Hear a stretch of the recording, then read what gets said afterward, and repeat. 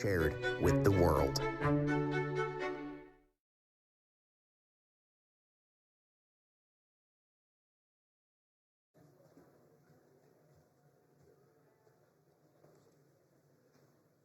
Hello and welcome. If everybody could take a seat.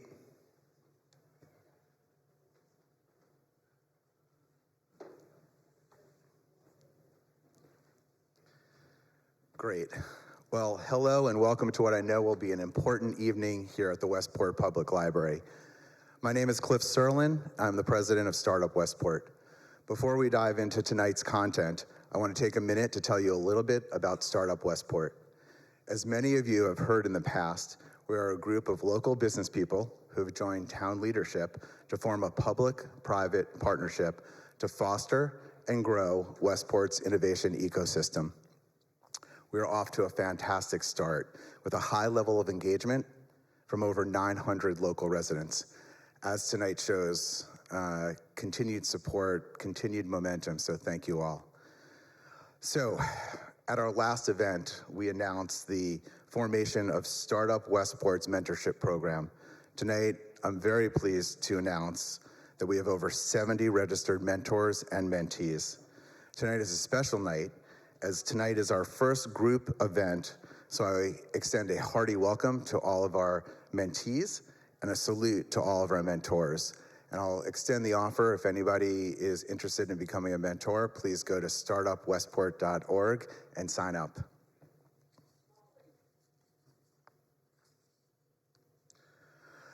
I want to call everybody's attention to our next Startup Westport event, which will be held here at the Westport Public Library on Monday, March 18th. That evening, we'll welcome Gail Gishan from Tidal River, who will lead a forum on female founders and entrepreneurship. I also want to give a shout out to our sponsors, Wigan and Dana, as well as our newest sponsor, Manifest Cyber. So Seth Greenstein and Mark Frankel are here, so just want to say a profound thank you for your support of Startup Westport, which makes this all happen. We also want to go, this goes without saying, but we want to thank the Westport Public Library for our partnership. Westport Public Library has done a phenomenal job serving as our foundation and our home away from home for all of our events. So to the Westport Public Library staff, thank you for tirelessly and consistently enabling us to hold these events here. Finally, I'd like to call out two individuals who have worked tirelessly to make tonight a success. So Susan Fenn and Peter Propp. You can't imagine the amount of work these two people put in.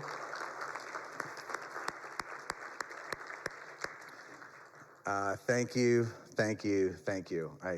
These lights, I can't see them, but Susan and Peter, thank you so much.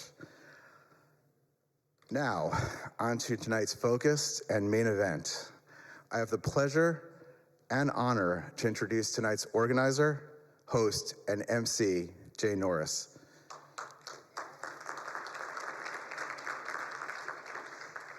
If you'll allow me, I'd like to tell you a little bit about my friend Jay. There are few people in the town of Westport who have made as strong an imprint on this community as Jay Norris. I want to emphasize the word community because that is what Jay fosters in every and any environment that he's in. Jay is a natural connector, a true people person who has a unique charisma that enables him to bring a smile to everyone's face. He makes everyone feel as if they belong. This is a powerful and important skill that most people use exclusively for their own advantage, but not Jay. Jay literally embraces each and every person in a room to make them feel a welcome part of that community. I've known Jay for 7 years. In that time, I've watched Jay single-handedly change the character of Westport. He is the founding member of the Westport 10, an organization that Jay will tell you about more in a few minutes. He's a board member of this institution where we currently sit, the Westport Public Library. He is also a board member of the Westport Weston YMCA. Jay is the founder of Guest, a promising prop tech startup, as well as a co-founder of Blacklight. And it needs to be noted that Jay is also a co-founder of Startup Westport. Jay is the husband to his amazing wife, Crystal, and the father of two beautiful children, Jacob and Sophia. With all that Jay does, I honestly wonder how he finds time to sleep. On a personal level, I cherish my friendship with Jay. Whenever my phone lights up with Jay's name on it, I know he's calling with a great idea and with the enthusiasm that only Jay can bring. So ladies and gentlemen, please welcome to the stage my good friend and the driving force behind tonight's event, Jay Norris.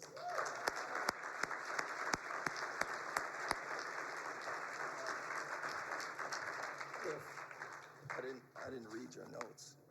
You didn't, oh my God. Wow. I don't even know what to say now. How's everybody doing? Thank you for being here. Wow, Cliff.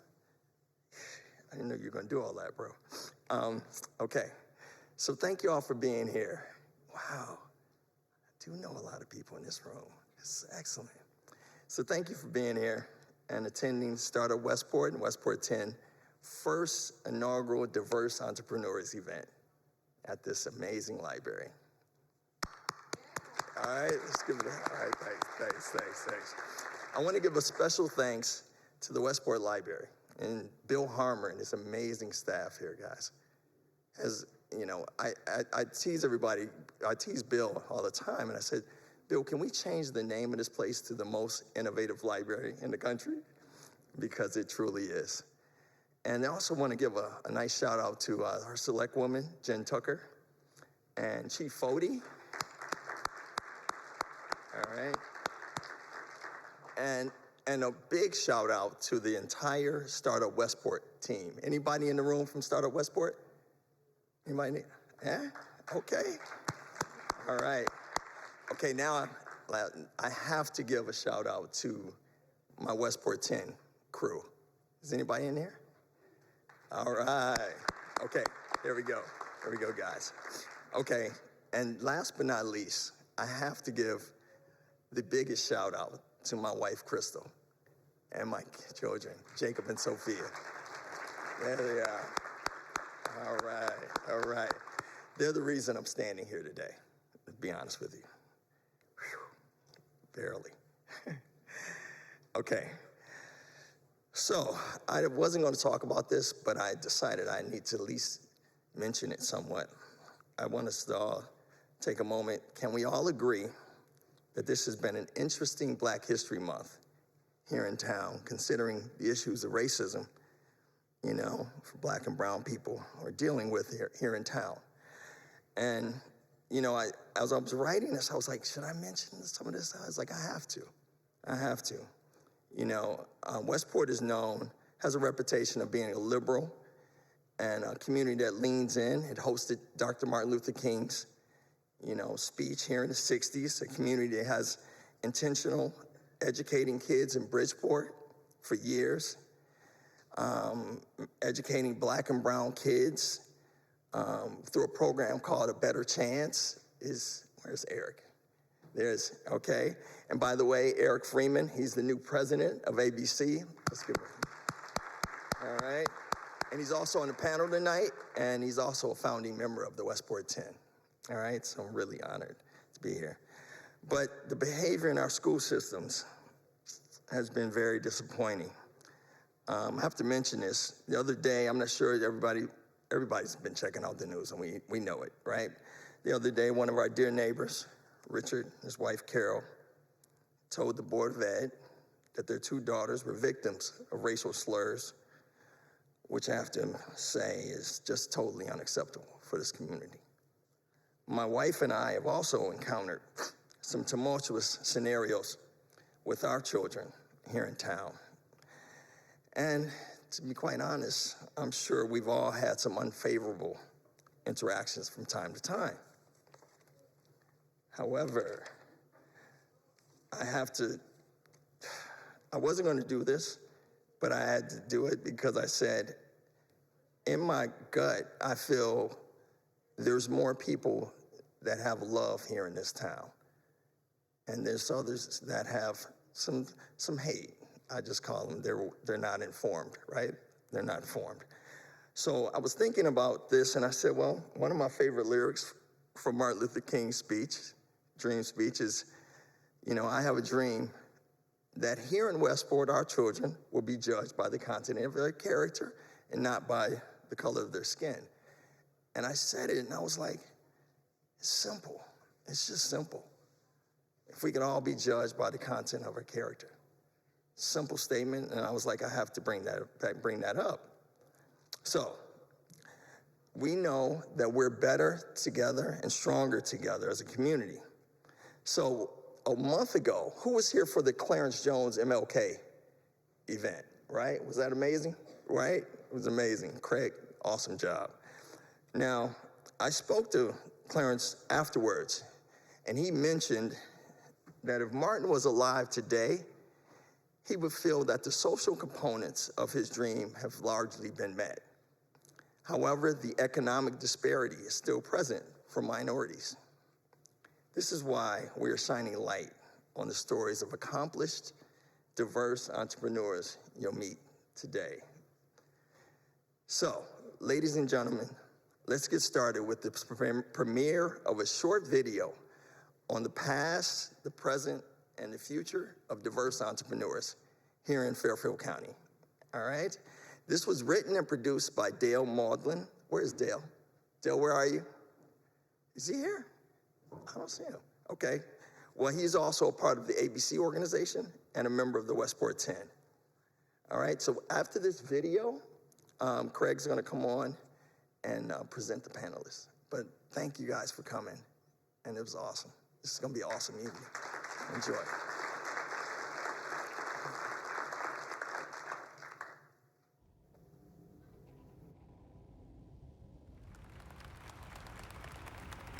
My life has been an embarrassment of riches. Every day for 30 years, I've had the luxury of doing what I love to do and getting paid for it. I've always been of the opinion that human potential is the world's most unused resource. We at Motown have always tried to create an environment of freedom of expression for all people. Human beings have this inner potential that should be brought out.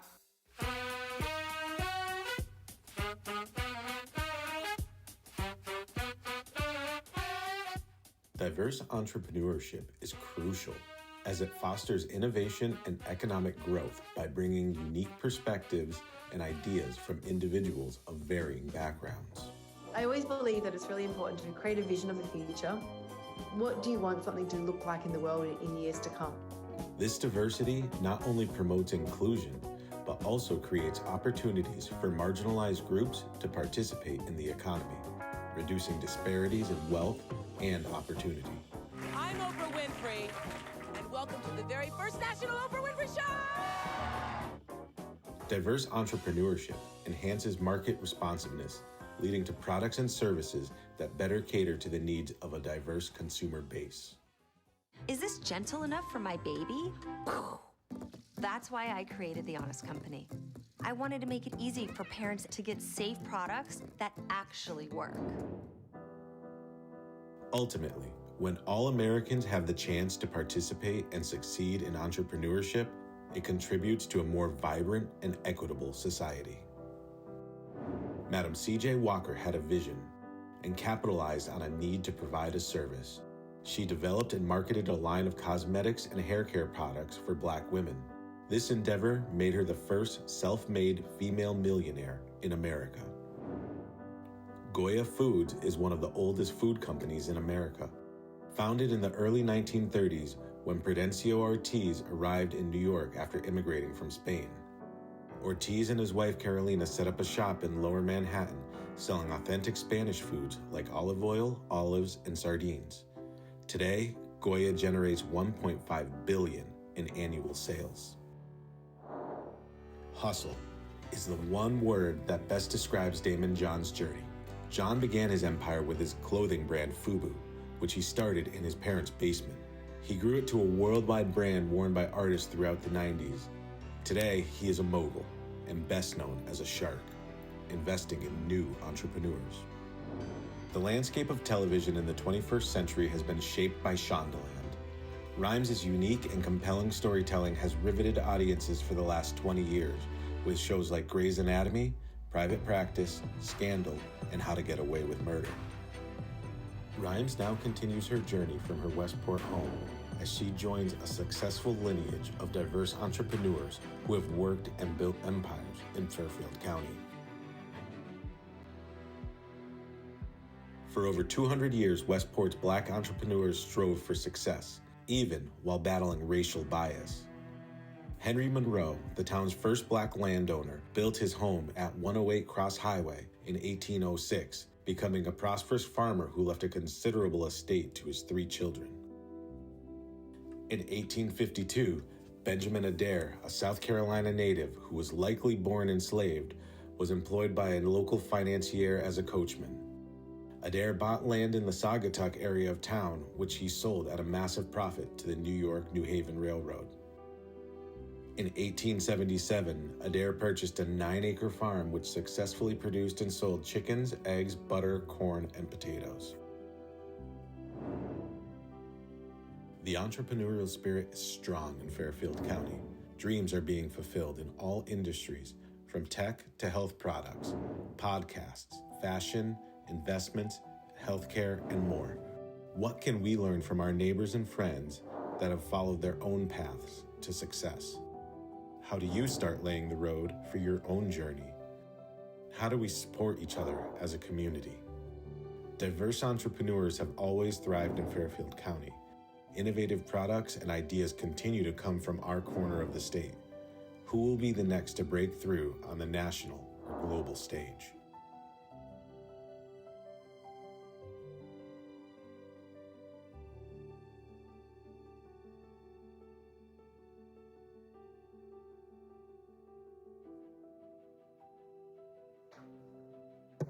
How we doing? Oh, come on, we can do better than that. How we doing?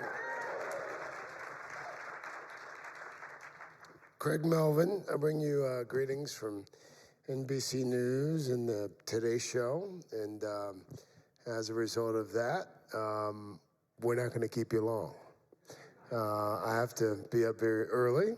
So this first panel, at least, we're going to have a conversation, a thoughtful, meaningful conversation, but we're not going to drag it out. But I did want to quickly thank all of you for carving out some time on a school night to spend it with us. And what's cool about this place, what's cool about Westport is I look out and I say, oh, here's Harold, and I see so many friends and folks that we've done business with over the years and colleagues in various aspects of our lives. And we've been in Westport for 13 years now, 12 years now. And so it's one of our favorite parts about this town is this library. And every time we come and we do an event here, I'm always just blown away by the fact that it's not just a place where you come and you check out a book, but it's a place where you come and you create, you have thoughtful conversations, and it really has become a centerpiece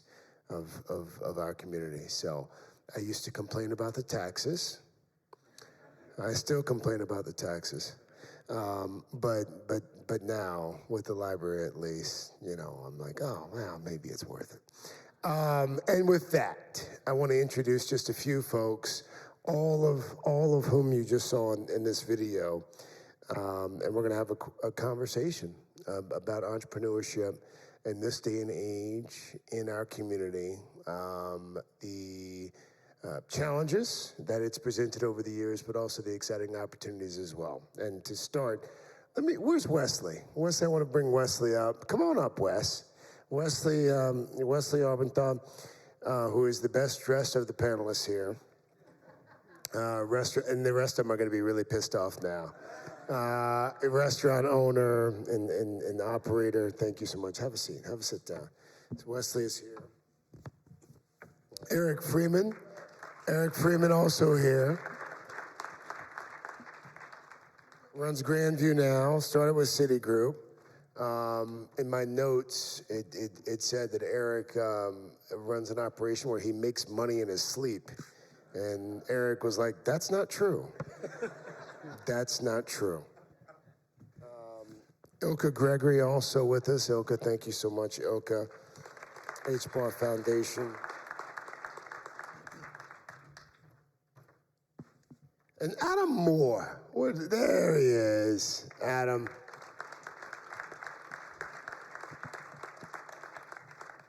Adam, a part of the Westport 10, whose son is even cooler than he is, which is saying a lot. So a big thanks to all of you for spending some time with us tonight.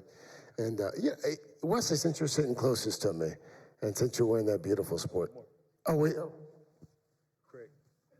Oh, Craig. I was just talking to Craig. I'm sorry. Oh, jeez.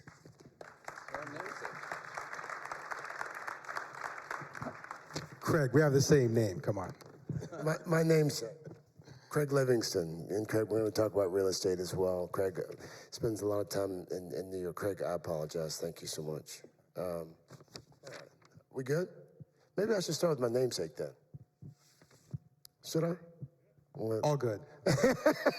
Well, I want to talk about real estate for a second here, because for folks who are not familiar with what you do here, explain just a little bit about what you do and your background. Okay, again, hello, ladies and gentlemen. My name is Craig Livingston. I am the managing partner of a firm called Exact Capital Group.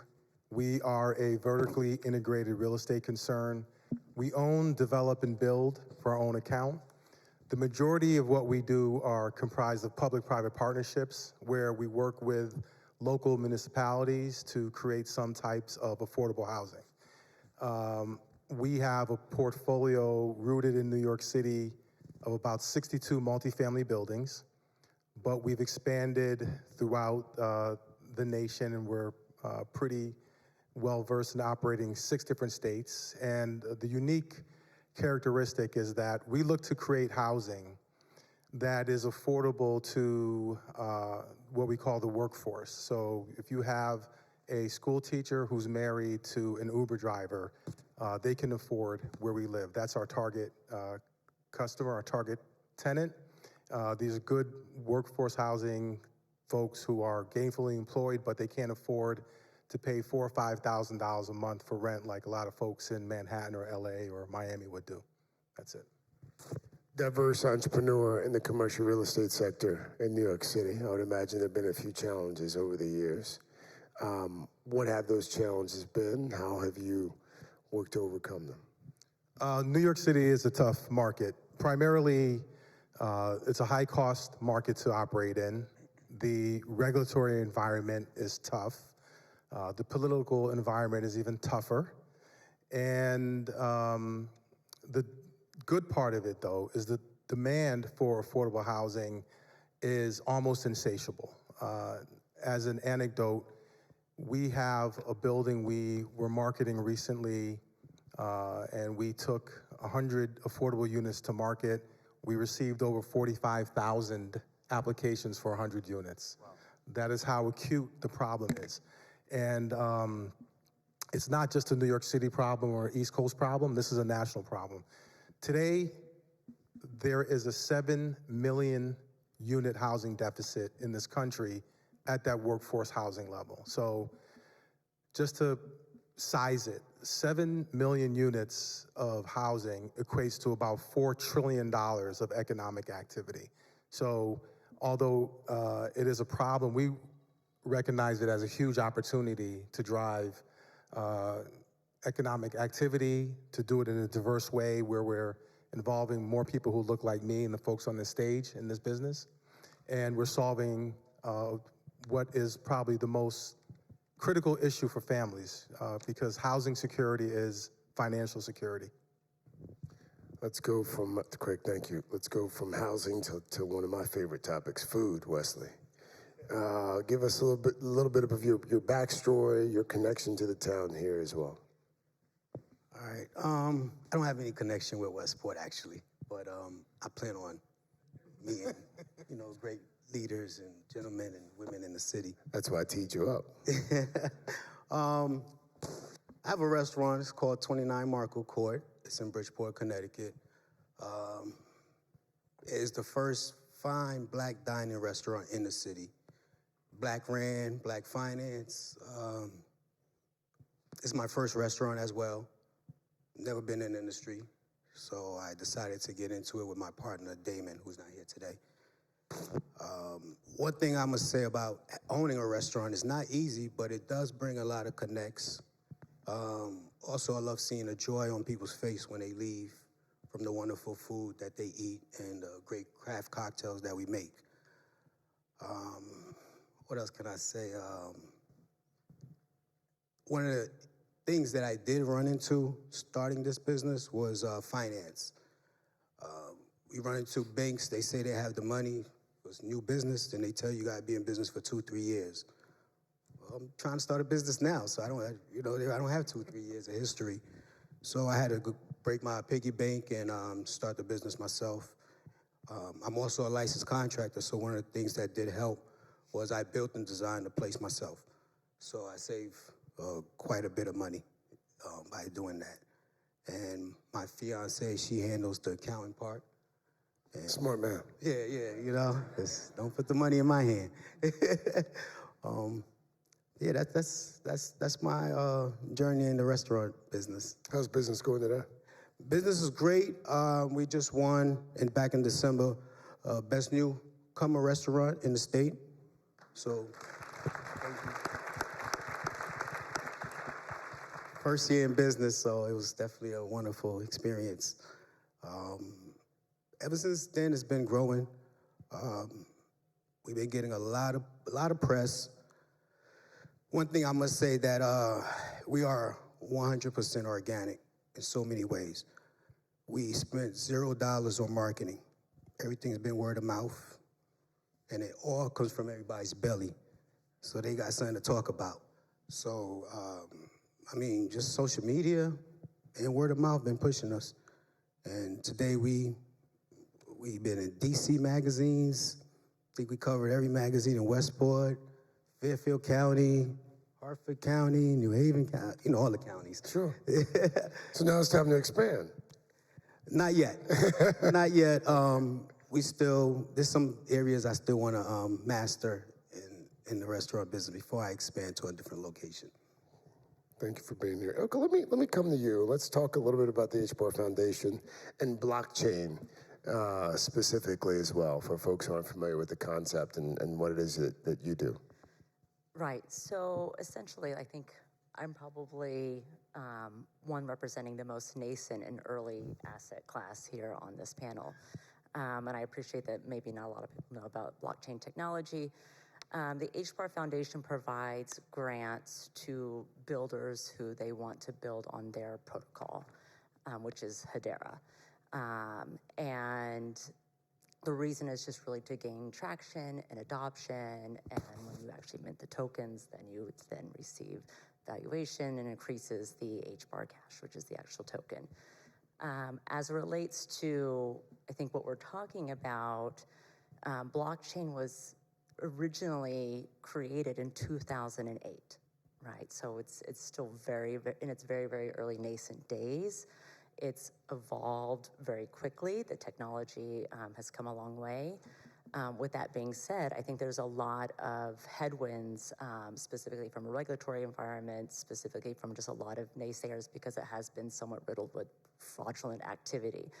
But the actual technology itself, I'd say in a very simplistic way, it's a ledger that has been validated. So it's a way to store electronically data in an encrypted way, which then promotes security, right? So, one of the questions I was kind of pondering on as it relates to this panel is how does blockchain then kind of enable or benefit the diverse minority community? Well, there's one school of thought that blockchain will help bring banking to the under or unbanked, right? What does that mean? That's folks that either don't have access to financial institutions, potentially they don't have a way to have their identity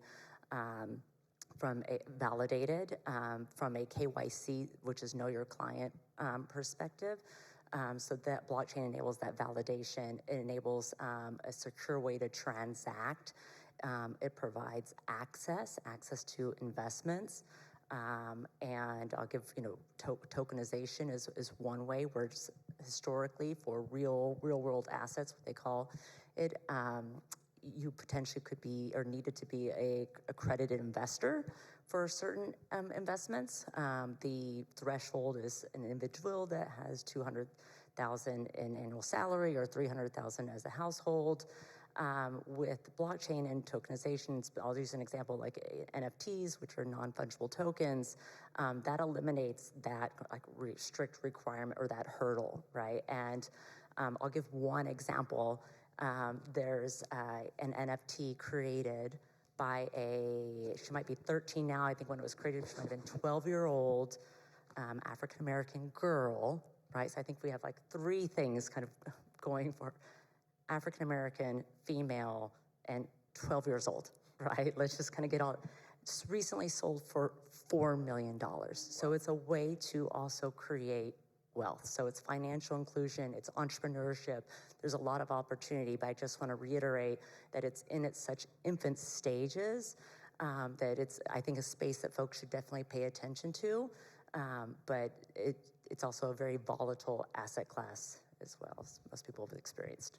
Let's go from new school to old school, from blockchain to real estate. Mr. Freeman Eric, of course, for those of you who don't know, again, part of the Westport 10, but also started at Citigroup, and now your Grandview is the baby. You make money every night when you're sleeping. I wish. But real estate and passive income, I mean, this is something that we've talked about for a long time now.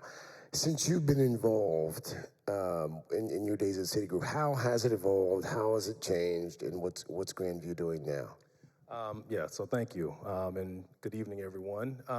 I'd say, so first of all, how did I get started in what we do? And I'll give a little explanation of what Grandview is.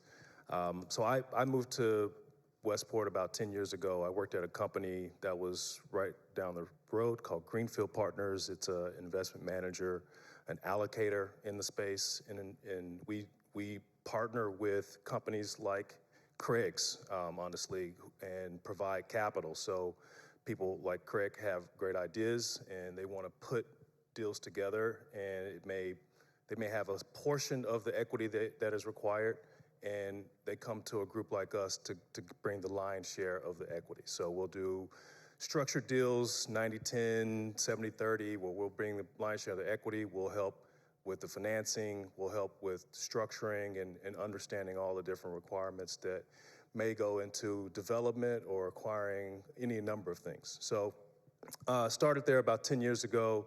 Started at this company 20 years ago, dating myself.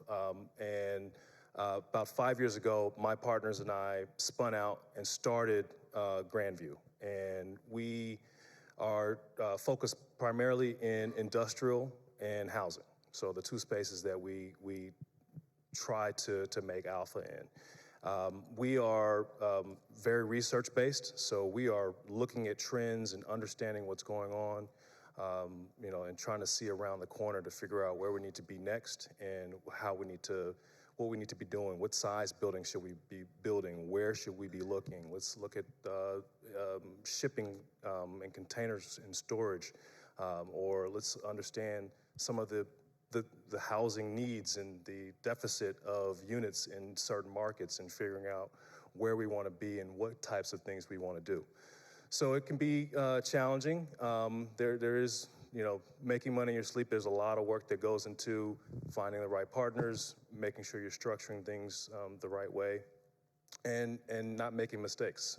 This business is very tough from an entrepreneurial standpoint. Raising capital is the biggest piece of what we try to do. And in order to raise that capital, you have to have a track record. You have to have a team. You have to have back office. You have to have all these things that no one tells you. You think, I have a great idea. I want to go and start an investment fund. Well, you've got to get in line, and you've got to bring all these things to the table first before you do it. So I'm sure we'll get to it, but there's been any number of challenges. I mean, we're a 5-year-old firm, so we dealt with COVID. We dealt with the biggest inflation in a generation. We've dealt with interest rate run up. So there's been a number of challenges that we have to,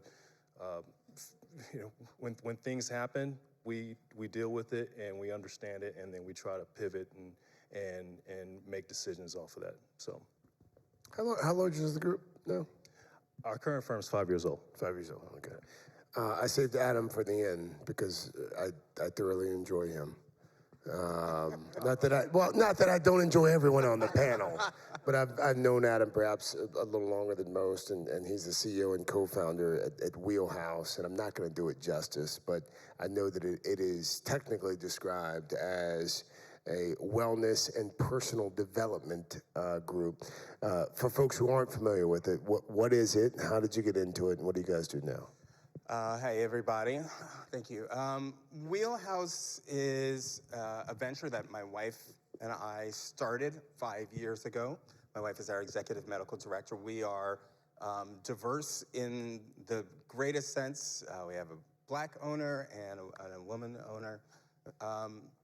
We opened Wheelhouse because we recognized that there was a trend that was happening in medicine. And that was that people are having an adversarial relationship with their health. They go to the doctor because they have to. They take care of their health because they need to. Very few people do it because they want to. And we wanted to create a place where people wanted to come and didn't want to leave. A place that people fell in love with their health again. Instead of just focusing on the symptoms, we wanted to focus on the relationship people had with their health, knowing that if they improved their relationship, the healing process would take care of itself. And that's exactly it. That's exactly what happened. We are entirely team-based. We're going against all the status quo. We try to figure out how do we keep the dollars as affordable for everyone while having the highest experience. As soon as you come in, first thing you would notice is our waiting room looks like a living room. We have plant walls, birch trees, lo-fi beats playing on all the speakers, art from all over the world. It's designed to hit you on every sensory experience. And when people come in, they start to get intrigued. They fall in love, but they're falling in love with the experience. And we're really anchoring them into the experience of what it means to heal in a positive sense. So my background is in hypnosis, hypnotherapy. My wife is a naturopath by training who did her postdoctorate in genetic analysis. So her spectrum of medicine is incredible. For some of our patients, we might be prescribing a custom blended tincture. For others, we're looking at 400,000 different data points and figuring out what the best chemotherapy approach is for them. So it's a very, very unique thing, but what really I think is the most unique thing about Wheelhouse is that we are completely team-based. So from the moment you come in, you're sitting with someone who's looking at you from your cognitive perspective, someone is looking from internal medicine, and from nutrition. And those three different dimensions are put together instead of you having to figure out going from doctor to doctor to doctor and piecing together that information. We're in a communication and a conversation already about what is going on for you internally. And so it's a really unique place. You know, that team experience is not just in our staff, it's in our internship. We have one of our interns here. We make a really big point of having interns from all over in different backgrounds. We have interns who come from different countries and from different parts of this country, all with the same idea that we want different perspectives. We don't want to be in an echo chamber. When we're able to kind of step outside of that status quo, we start coming up with more innovative solutions. And that's really been the key to our success, is really not going with protocols. There's no protocols at Wheelhouse. It is looking at the individual, figuring out what does the individual say they need, not what do we think they need, and then thinking about all the different ways that we can approach that. What folks in the audience probably don't know is that we've invited Adam tonight. He mentioned that he has a background in hypnosis. He's about to hypnotize all of us. So we want all of you to close your eyes. Don't give me the chance. Don't give me the chance. No. We don't want that at the library. Craig, I do want to come back to you for a moment, though, because you hit on something, and it's been a topic of conversation in this country for a number of years now, because there is a legitimate, especially here in Westport, an affordable housing crisis. How do we fix it? And I know it's a big question, wow. but based on what you see on a daily basis, the folks that you interact with, builders, developers, folks who are just working to make ends meet, like what can we do that we're not doing as a society to make housing more affordable to more people? Great question. So affordable housing can only be created with the assistance of government. Every affordable housing development is a public-private partnership. The dirty little secret is that affordable housing developments do not generate enough income to justify building it. For governments? Because of the rents are below market. Yeah. Right? The income that building generates from those below market rents can't pay for the construction costs, can't pay for the carrying costs, the operating costs, the financing costs. It's only achievable through the participation of governments, and that goes from the federal right down to the municipal, state and municipal level. Affordable housing is really structured finance because of that. And the way it works is the entire industry is underpinned by something called a low-income housing tax credit that was created in 1986 in Section 42 of the IRS Code by Charlie Rangel and Ronald Reagan. So we've seen bipartisan cooperation to actually forge financial instruments to underpin affordable housing. And the way tax credit works, it's every year the Treasury Department allocates what's called tax-exempt bonds to every state based on a census formula. The state receives it and they distribute it throughout the state to different agencies. So they go to housing authorities, IDAs. What are IDAs?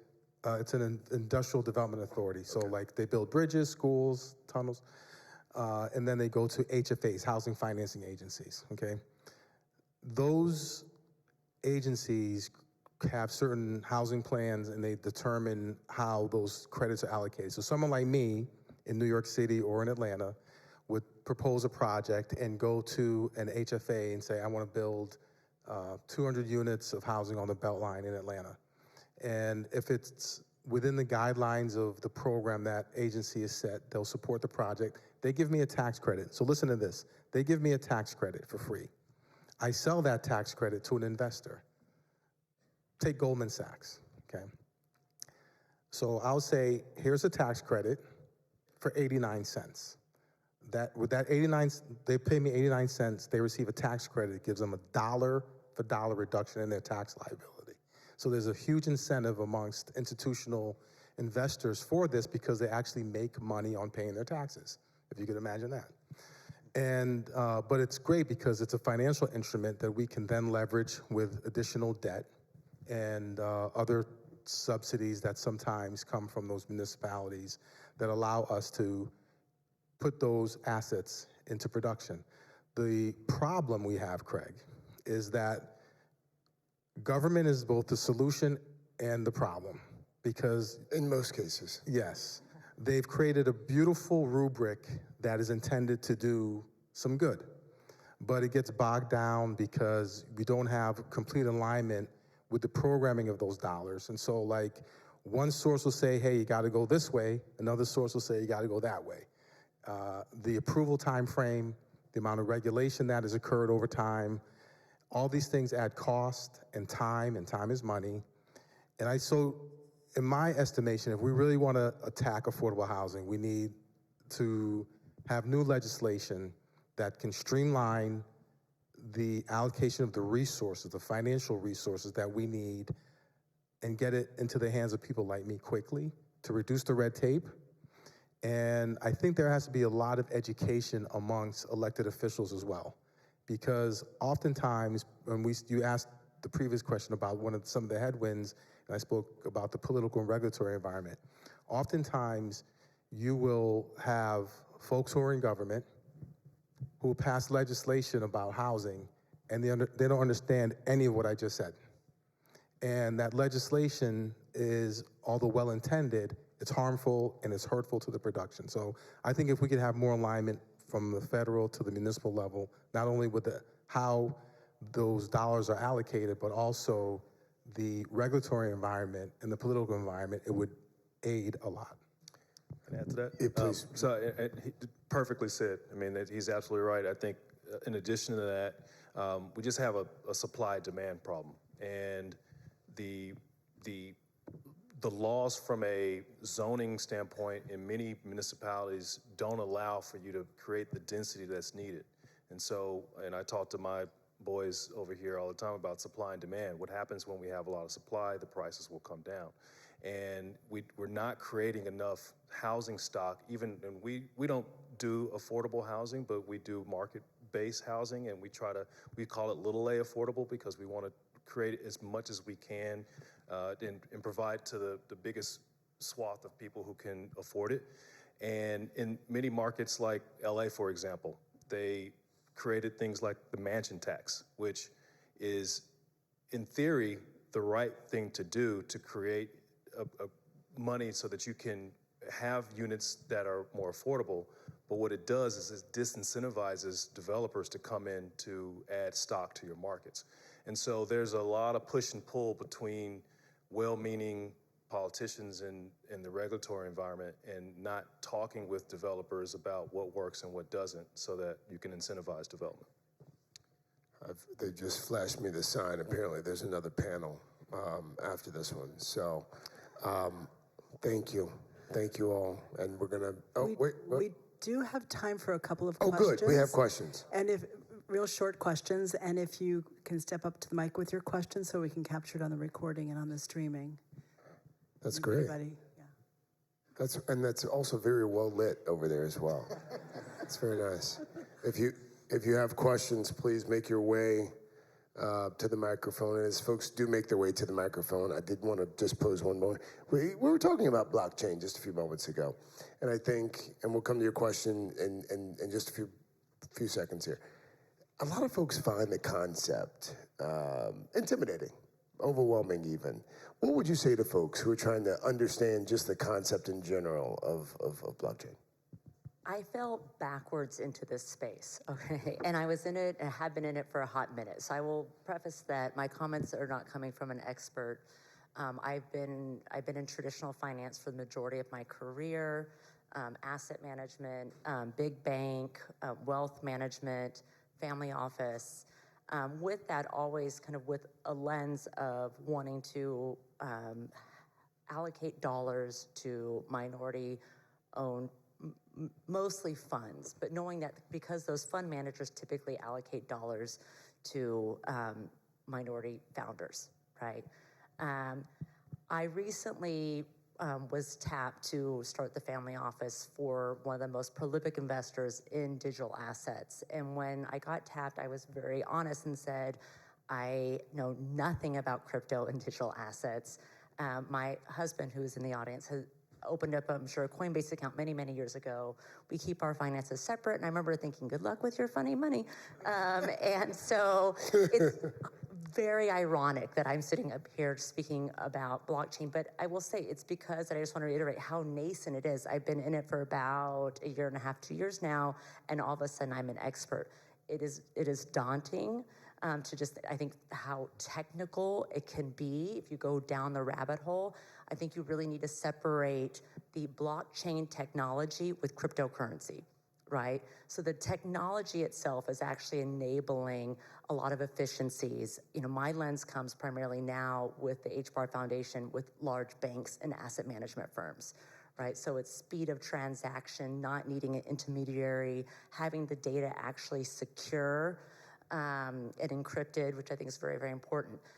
What I started to do, because I needed to understand the principle and his investments, but my role was to diversify away from crypto and blockchain and Web3 and all things digital, but I needed to understand how is this asset class going to interact and how does it interact with his overall portfolio. There's a lot of correlations to small cap equities, emerging markets, tech, venture. I think it's because it's high risk and volatile, right? I also started reading and subscribing to publications, CoinDesk, which now was acquired by Bullish, but I started listening to podcasts. And I think it's a very exciting space. Again, I will also say that it has had its bumps along the road, bumps and bruises, and I think some of that fraudulent activity needed to happen.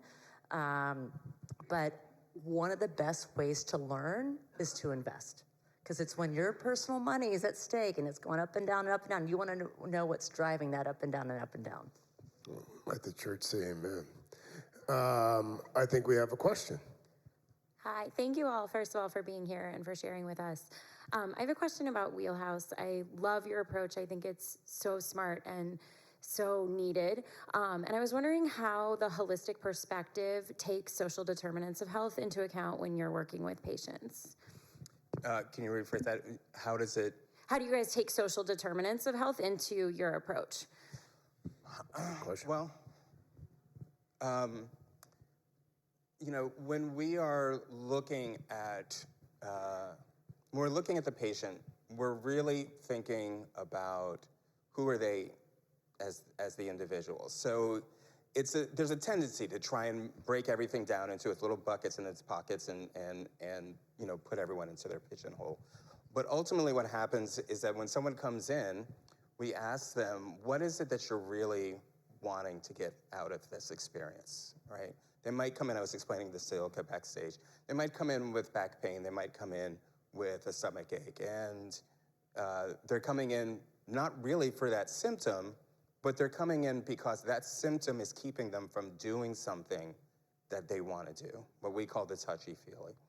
And so part of that might be that their requirements are they need to be able to do what they need to do, whether it's play with their grandkids or to get up off the couch without pain. But they also need to do it in a certain budget. They need to take into account the religious background. They need to take into account the cultural requirements. We've had people who've come in from Asian cultures who we've given a nutrition plan and they said, no, I'm sorry, I have to eat pork.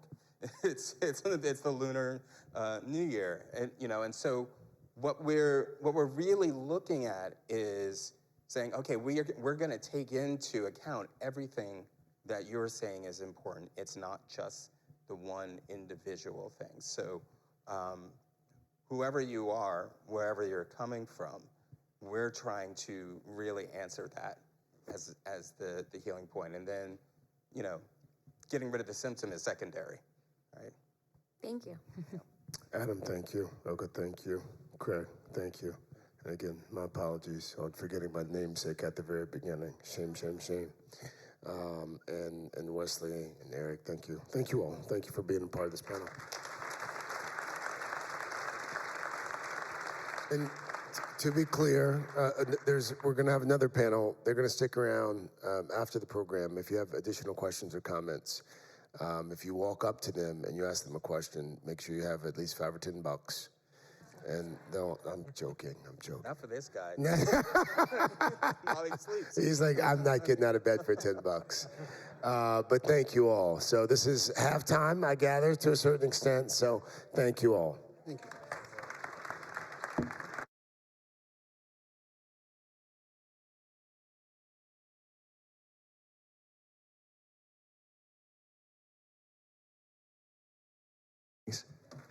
Hello, everyone. Hey, Craig, awesome. Awesome job. Give a nice round of applause. Craig, way to do it. Great job. Great job, panelists. So, guys, we're going to move this along. And make sure you know, if you don't get your questions in now, we're meeting over at Mexico after this, okay? So make sure you know that, okay? All right, guys, we're going to start this panel. Now, I'm not on the NBC Today show. However, I know these people, so I'm going to ask them some great questions. All right. Once again, I'm Jay Norris. It's nice to see you all. I'm going to get this panel going. It'll probably take about 15, 20 minutes. Let's move it along. Okay, first up to the stage, I'd like to introduce you to somebody who's dear to my heart. I met she and her husband about 2 years ago, and they're fixtures in our lives now. Paige Parker, come on up. Paige is the founder, or co-founder, she and her husband, of Vibrant Health. And I have to do that, and I have to invite her husband up as well. Ted Parker, come on up so we can get this going. Hey, Paige. How you doing? All right. Come on, Ted. Damn, Ted, that's a nice blazer, dude. Wow. There we go. All right. So next up, Michele Peterson from Blacklight, guys. Fun fact here, I've known Michele since I was 14 years old, born and raised in Detroit, Michigan. All right, and she's the CMO of Blacklight and also a large marketing group that I can't wait to ask some questions about. All right, next up is Kitt Shapiro. Does everyone know Kitt Shapiro in this room? She's got an amazing retail location here in town, but she's got a lot of gifts. All right? All right, and great hair, space it. And last up is Pam Moss. She's the founder of Blacklight. Hey, Pam. We made it. We're here. Let's get it done. All right. So first up, I'm going to pick on this couple here. It's a couple, Ted and Paige. Unbelievable. I read here, and I've known them for a while now, but I didn't know this, that they were on the Black Enterprise list of 100 largest Black-owned businesses in the country. That's something to clap on, right? Let's clap on that. Let's clap on that. It's pretty. So I'm going to start with you, Paige. All right? This one is always asked for anybody that's been on the 100 largest Black-owned, businesses. What are the most significant challenges you face while growing your business? Which I know. Working with me. Oh, husband and wife, guys. Yes, the most significant challenge that we've faced or I've faced is working with my spouse. I mean, I don't know how many people in the audience work with their spouses. Every time we tell folks that we work together, they say, I love my husband, I love my wife, but it's something I couldn't even conceive of doing. But I have to preface all of this by saying that working with my husband, while it's challenging, we bring different perspectives to our business. We start out at polar opposite corners. And we should have like a boxing, referee. Yeah, referee with us. But eventually we come together and we bring those perspectives and we make the right decision. I think that given the challenges that we've gone through with this business, I don't think we would have made it if we didn't have each other to rely upon and bounce ideas off on, and fight with, and all of the above. I thought you were going to say something else. I know. That was very nice. Yeah, that was very nice. But the challenges beyond, working with your spouse is, just inherent in the business when you're doing consumable goods. You have products that you're making that people take and they could get sick from it. So one of the things that we have to deal with on a regular basis is the FDA and folks coming after us to sue us for, issues that they may have with the product. If they're 30 servings and they've measured it out and they got 29 and a half servings, we get a call from an attorney. So we go through that on a constant basis. Another thing is being a mom and pop organization. That's pop. I'm mom. We are self-funded. We're privately owned. We have no investors. So when we run into these business interruptions, we can only go to each other and internally to what we have, whether it's a home, our 401k, our children's, 529. We have leveraged all of those things. A house in Martha's Vineyard, when we've had these. I remember that house. You remember that? No. When we've had these business interruptions, but we make decisions, necessary decisions, hard decisions, but we make them quickly and we pivot, and we make it through. And we've been at the helm. We didn't found the company. We bought the company 18 years ago, and we've been at the helm, working the program day in and day out. But what I wanted to say, is the funding. When you don't have anywhere to go, you don't have investors, you have to rely on making these swift decisions that are going to get you where you need to go. And finally, how I think that we became 88, number 88, the top one. Number 88? It was 80? 82. 82, okay. Of the top Black-owned businesses is we make a great product. Hard product to make. If you look at our ingredients, and you have gift bags here. Oh, hold on. Let me stop. Has anyone received the gift bags? Does everyone have them? All right. Excellent, guys. And you know what? I don't want to cut you off, but I do have to say this. Could you tell everyone exactly what Vibrant Health is? Ted? Yeah, so Vibrant Health is a brand of mainly powdered food supplements, but we make capsules and tablets as well. The company was founded back in 1992 by a clinical nutritionist who really wanted to create formulas that were effective. So he knew in the very beginning that he had to make them comprehensive in nature, and he had to have the ingredients be in there at effective potencies. So to this day, you'll find that in our formulas. You'll find formulas that work, whether they're designed for general health and wellness or for specific condition, they're effective, right? You just have to put enough into them. So, we often talk about how there's not fairy dust in our products and there's not potato chips, but they're really effective products that are based on solid nutritional science. So when we formulate based on studies that are peer-reviewed on PubMed, and anyone can go look at them. You can look at our products and look at the ingredients. And by the way, we do manufacture with full disclosure labels, so you can see exactly what's in the product and kind of do the research on your own. But the company is, right now we're in about 8,000 stores domestically and internationally. We can find our products in Whole Foods, in vitamin shops, in your natural market, local natural market here in town is called the Organic Market. Tell everyone about that. Has anyone seen Vibrant Health on shelves? Okay. You would recognize it by a product called Green Vibrance. Yes, that's us. Good. Yeah, so that's what we do. We make products for human beings. That's great. And what we call it, it's like, this is Startup Westport, and I know it's kind of a tech platform, but we always looked at our supplements as like software for the body.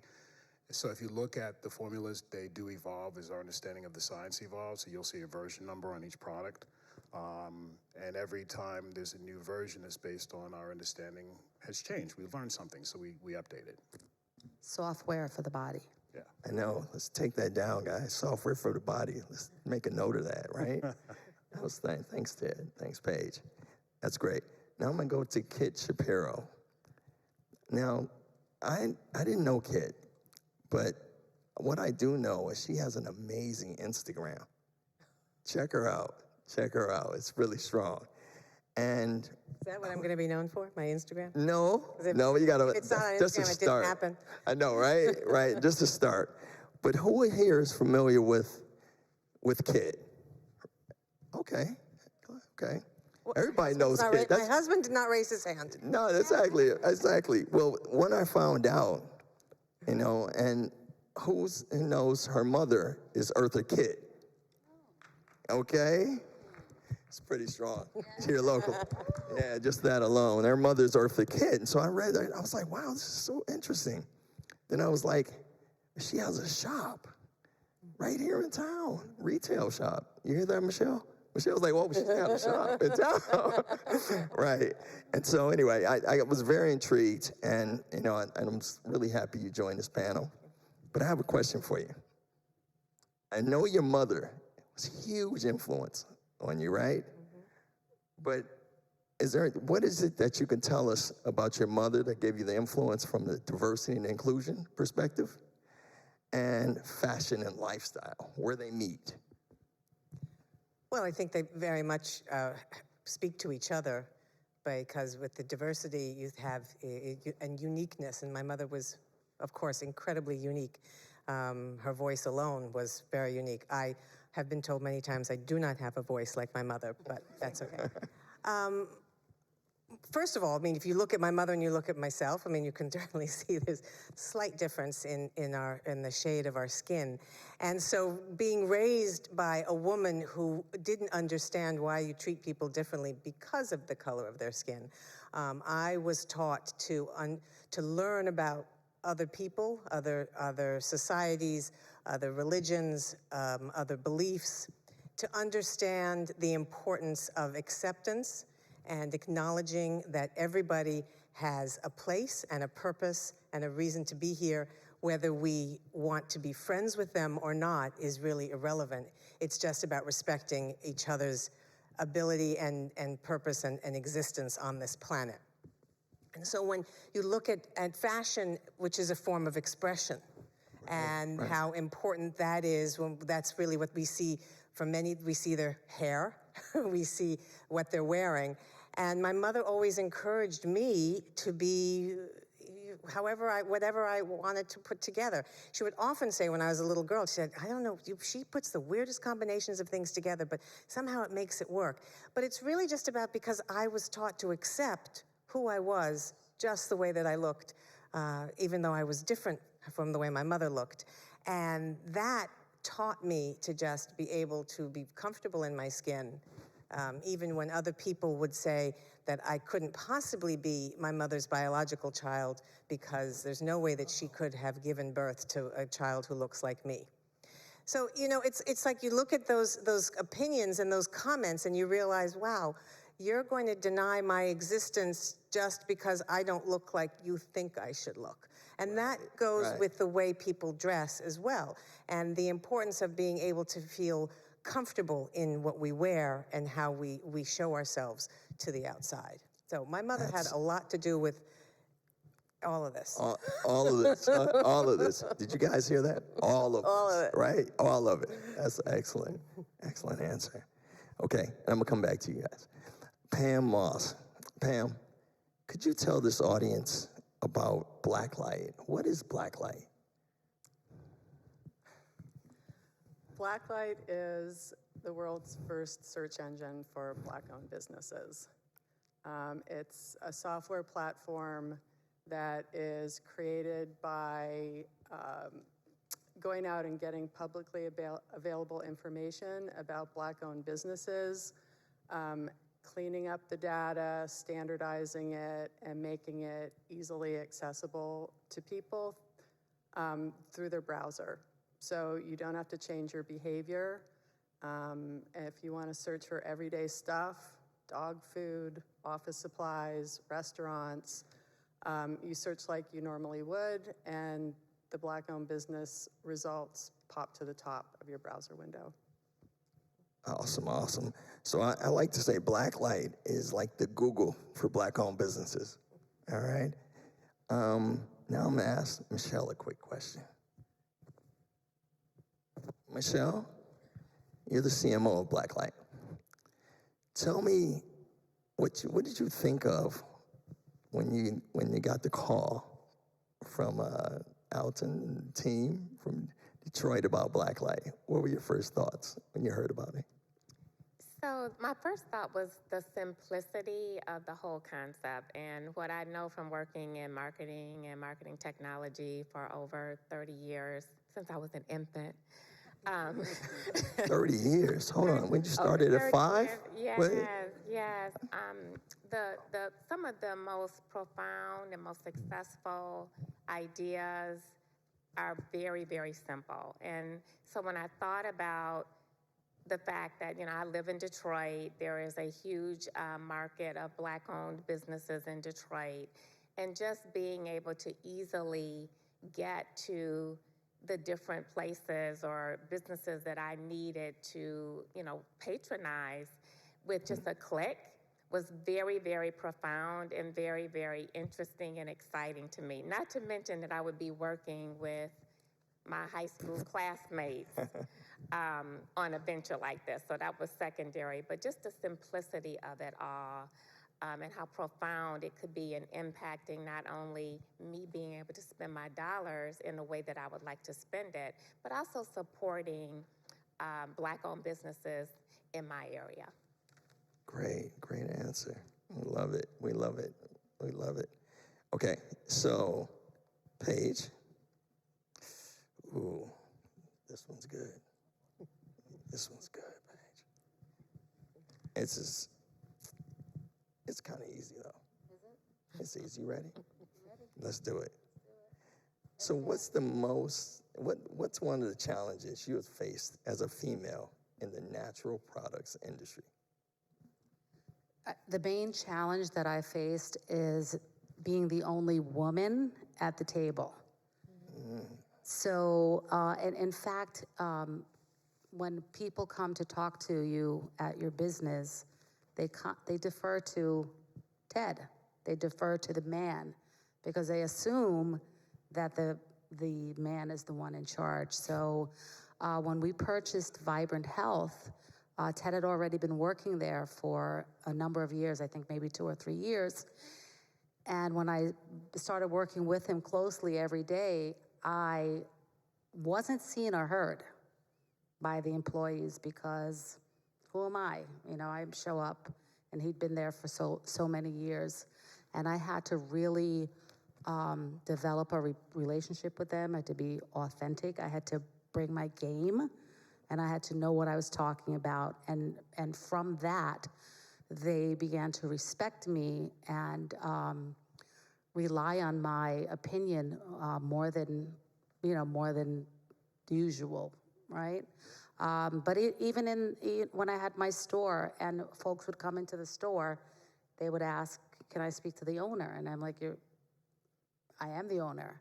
But they constantly went to Ted. So I think, that's something that's just a part of our construct, but we're breaking that ceiling, if you will, That must not help the marriage.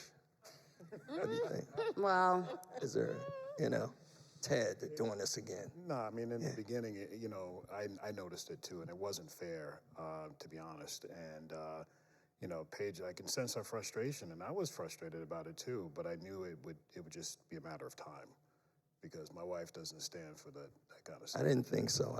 She put people in their place real quick, right? Really quick. I know it. I know her very well. So, Pam, you started Blacklight. What would you say are some of the obstacles that you had to, face as far as network resources? Well, starting it. I started this project in 2020, and as you know, at the time, COVID was raging, and it was kind of a tough sell to bring this sort of untested concept. And COVID and the George Floyd. COVID, the George Floyd and murder. all the things happening. Economic uncertainty was rampant. There were a lot of fires that summer. I mean, money was not, it was a tough sell to get funding for our idea because it was an untested concept. So, so one challenge is just facing the fact that to get an idea off the ground that you believe in, you have to invest your own time and money to get it off the ground. The other challenge is, facing my own strengths and weaknesses. And what that leads to is the necessity to form partnerships and alliances. So, our partnership, the three of us in Blacklight, taps into our mutual strengths. And so, for us to have a vibrant company that can grow, I had to form partnerships in order to, make it thrive. Right. Great answer, great answer. Partnerships, guys, it's kind of like what I told you I love doing, the community development partnerships, public-private partnerships, and just partnerships and relationships. It's excellent. So, Michele, what's next for Blacklight? What are we doing now? What's going on? So we are excited to be here tonight because one of the things we've been working on in the last couple of weeks is getting our WeFunder crowdfunding account set up so that those who wish to invest and want to really understand our philosophy, what we intend to do to impact Black-owned businesses and their revenue. We are live now, so you can go to WeFunder and you can look us up and understand more about all that we're doing, our goals, objectives, revenue model, and all of the questions that you likely would have, because we are looking very aggressively for investors because we do have a very robust product roadmap that we would like to embark upon to further enhance the product from its infancy stages, as well as to start to evangelize throughout the United States to get more Black-owned businesses in our database, to get more awareness across the nation that, hey, in major metro cities, you should download this extension and start to utilize it. So we definitely are looking forward to seeing all of you here tonight to go and look at WeFunder and check us out. Oh, excellent, excellent, excellent. One last question here, guys. Kitt, and it was very similar to your question, the question I have for you, Paige, but diversity, and as a diverse entrepreneur in the fashion and lifestyle space, how have you leveraged your platform to address diversity and inclusion? Well, I think I have lived in Westport now for almost 23 years, and one of the things that I have felt very strongly about is supporting the community that we have here. And I bought my store, West, 117 Post Road East, in case anyone's interested. Nice plug. Nice plug. That's the way to do it.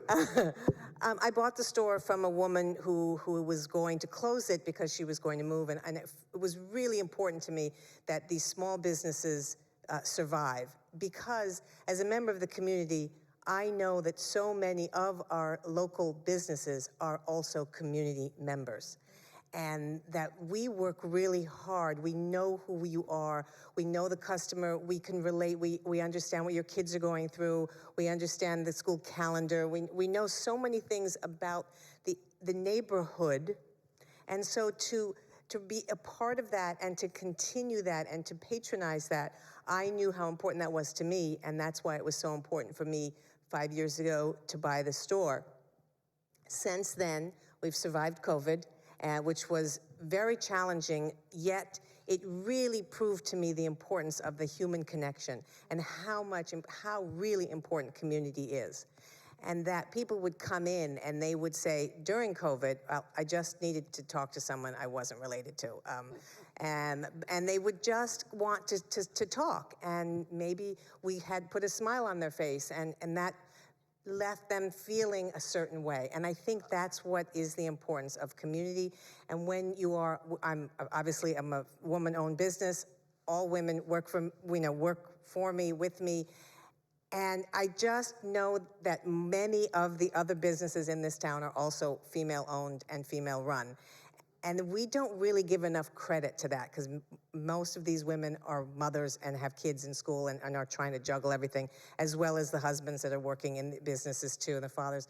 So it's just this, we're all so diverse. We come with a unique quality or a unique background, and to be able to share that and to relate to each other, I think, is so important. And that's why I feel the more we keep these conversations going, right, about how we're all different and how beautiful that is, and that's what makes us unique as humans, and to embrace those differences and to listen to each other and to talk and to ask questions, and when somebody actually speaks, to hear what they say. That was awesome. Good. Well done.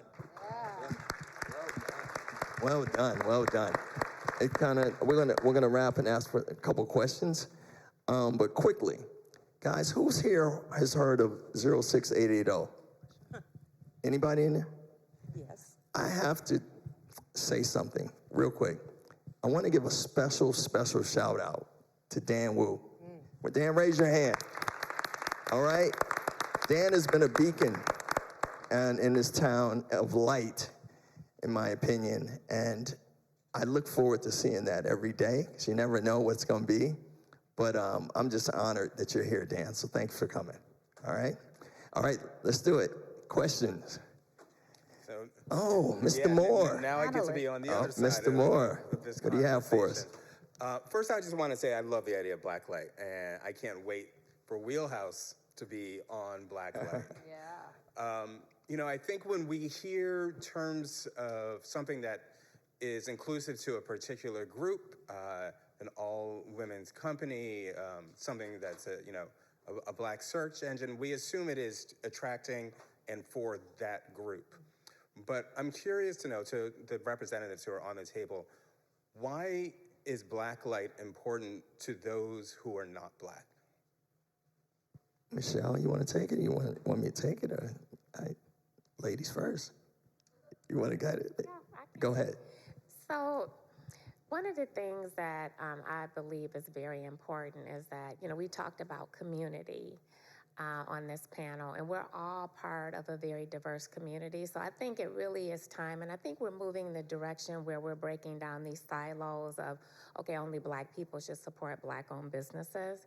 So really, as we think about our marketing and our go-to-market strategy, one of the things that we're really going to be focused on is the community and how we want to support businesses that are local to where we live, regardless of the fact that it's a Black-owned business, right? So that is a very important marketing strategy for us to make sure that as we start to evangelize nationwide, that yes, we want, obviously, Black African-American people to support Black-owned businesses, but we recognize that for Black businesses to be viable and successful beyond a couple years, it will take all of us to come together and support. So that whole community focused around the products and the services that the Black-owned businesses are providing is really what's most important.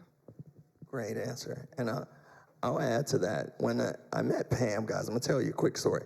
When I met Pam, I said, what's the real vision and goal for Black Light? It's right now we're at 180, how many businesses? 120,000 businesses in the database. And, we have a goal of putting 1 million Black-owned businesses in the database by 2028. But the real goal, to piggyback on what Michele just said, is to have 10 million people pledge to buy from these businesses. That's the real goal. And that can't happen unless we open it up to an entire country as far as goods and services for consumers. All right? All right, next question. Jay, first of all, thank you for getting this all together.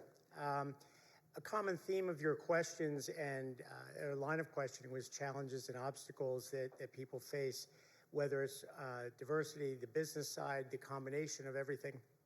A question for the panel.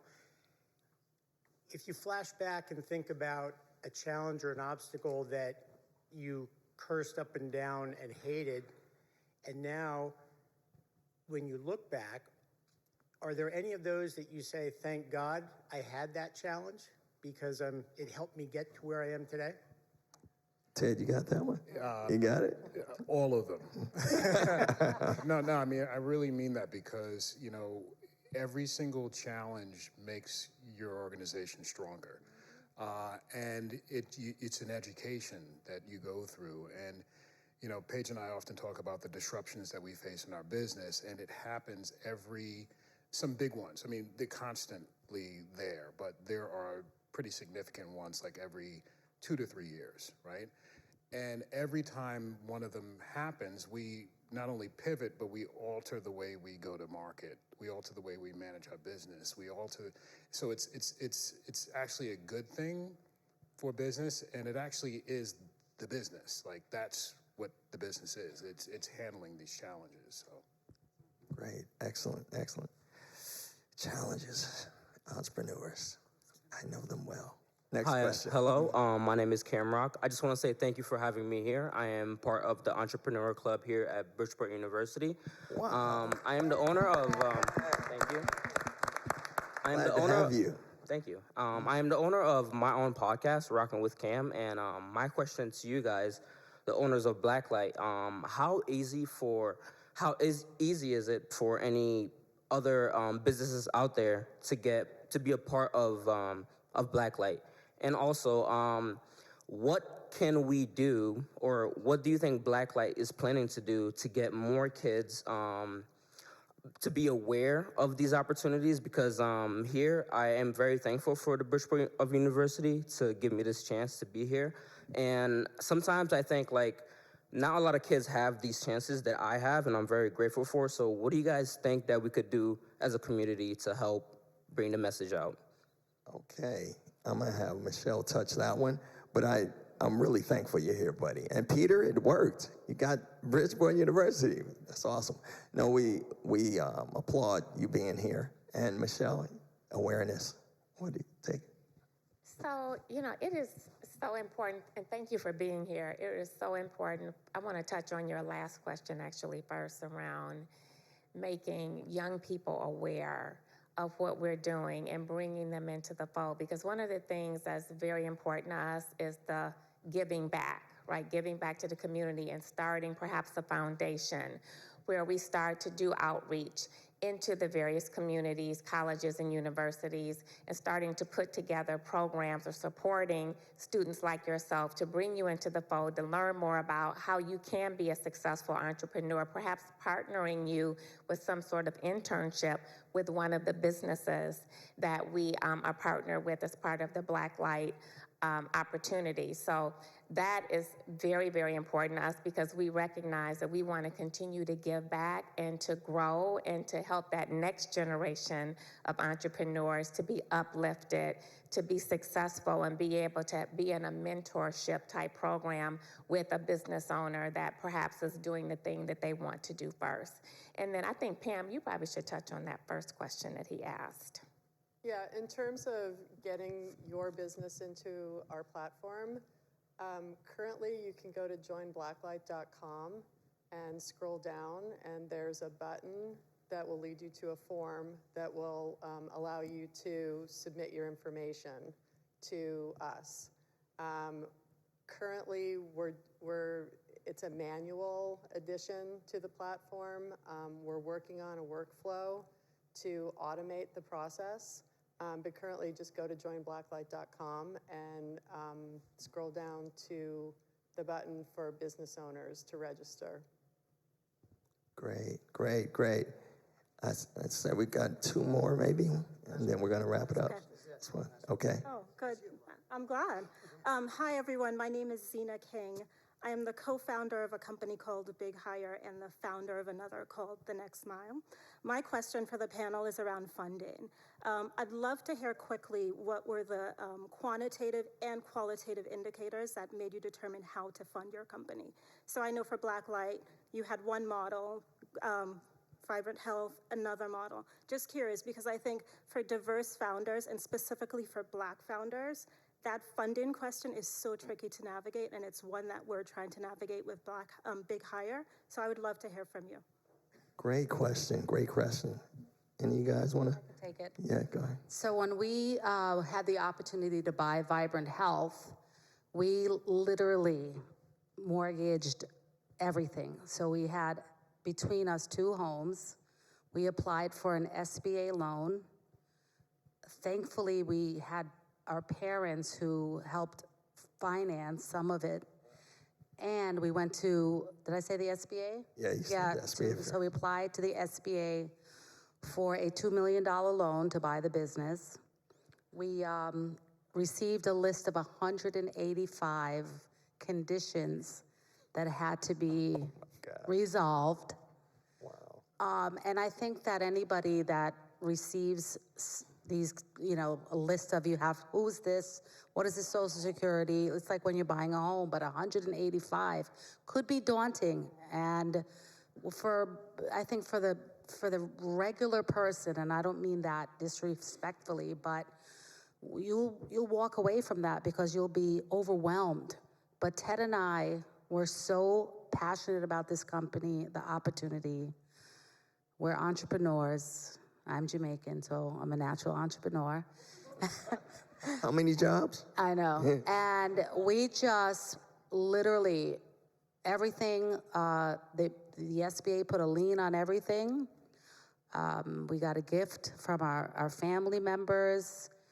Ted worked diligently for 2 years to whittle down that list to 0. And 2 years later, we got a letter from the SBA that our $2 million loan was approved. And so is that a 4-year process? Or no, 2 it was year? a 2-year It was a 2-year process. Okay. Yeah. All right. But that's what it takes. You have to find out what funding resources are available. You should own some property because you can use it as an asset, right? You can leverage it, and a business plan. You must have a business plan to qualify, right? If what you're doing makes sense, if it's viable. Right. And don't give up. If you have a dream and you're passionate about it, it's gonna involve work, as it should, but stay focused. Stay the course. Yeah, Stay the course. And also, for both of you, check out Startup Westport, because we are starting a mentor-mentee program, and I want to make sure you guys sign up for it. That will help you along this journey. So we're going to conclude this panel. So what do you think of these panelists, guys? And can we give them a round of applause? Right? And I know you might have some more questions, but what we're going to do is we're going to stroll out here to Mexico. Oh, it's some drinks here. Oh, wow. Let's get the networking on, guys. All right? So it was awesome. This was awesome. Thanks again, all you panelists. And also, there's bags. Oh, afterwards, make sure, after this drink that you have here, we're going to have another conversation over at Mexico. All right? We traditionally, Mexico is Main Street, straight up the road. You'll see a crew of people walking. You can't miss us. Just say, where's Mexico? And we'll be going that way. Oh, no. And also, guys, Vibrant Health here has swag bags over here for all of us. So you can check out their products. Okay? Okay. All right, guys. Thank you. Have a good one.